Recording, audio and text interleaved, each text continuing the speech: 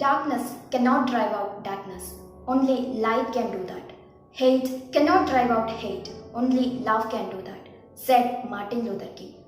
Attaining peace is not a piece of cake. Leaders from all around the world sought to achieve peace. Our Mahatma Gandhiji talked about ahimsa, integration and non-violence and proved it with his actions and practiced throughout all his life.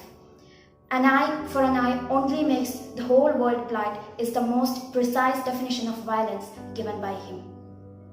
The United Nations General Assembly in 1981 decided to celebrate September 21st as International Day of Peace. The main motive behind this was to strengthen the ideals of peace by observing 24 hours of non-violence and ceasefire. But achieving peace is much more complex. It requires the building of the societies where all the members can feel that they can flourish, where all the members can feel safe and can feel equal regardless of caste, class, gender and the regional disparity. Earlier, peace was only about resolving border issues, dealing with economic crisis, or fighting against any kind of discrimination, fighting against war and violence. But for the post-COVID world, it's also about achieving your mental peace and wellness. The 2022 theme for the International Day of Peace is End Racism, Build Peace. Commit peace above any difference, be it racism, communism, sexism, and so on. It isn't enough to talk about peace, one must believe in it. It isn't enough to believe in peace, one must work on it.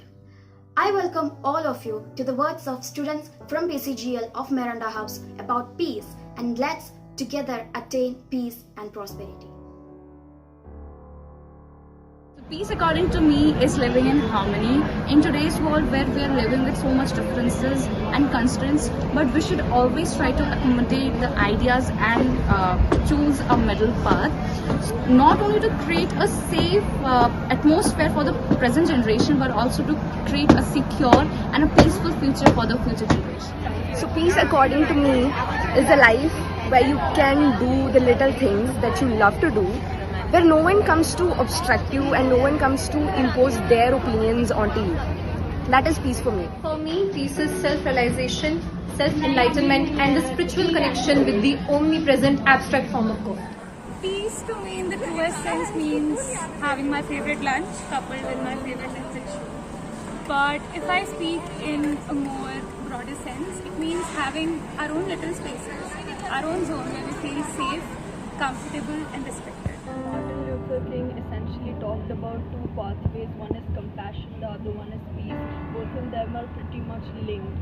So peace, according to me, is taking one road which is compassion and leading into the end goal which is peace. Peace is, can be two perspectives. The first one we can relate to the war and violence, and the second one we can relate to psychological or mind. So the first one, violence. It means that the lesser the violence, the more the peace. And in the second perspective, when it relates to psychological, we think that if we are peaceful from the mind, then it will be good for our health and for our mental peace too. Thank you and maintain peace. Peace. It is the absence of violence. It is the absence of restrictions. It is the ability to make my own choice without any fear. It is the best way to choose for the growth and prosperity of the society and one's mind. Sometimes it lies in the quietness of the woods, at the flares of the burning fire. Sometimes it lies in the falling dewdrops and blooming flowers. Sometimes just by being at home in the laps of your mother. It's not a dream, it's my right. It's your right, our right. So, let's work together for a world without any gunfire and flying drones, for a world without any war and violence, for a world without any murders and suicides, for a world without any discrimination. Not just for 24 hours, but forever. Let's take a pledge together, forever, for peace.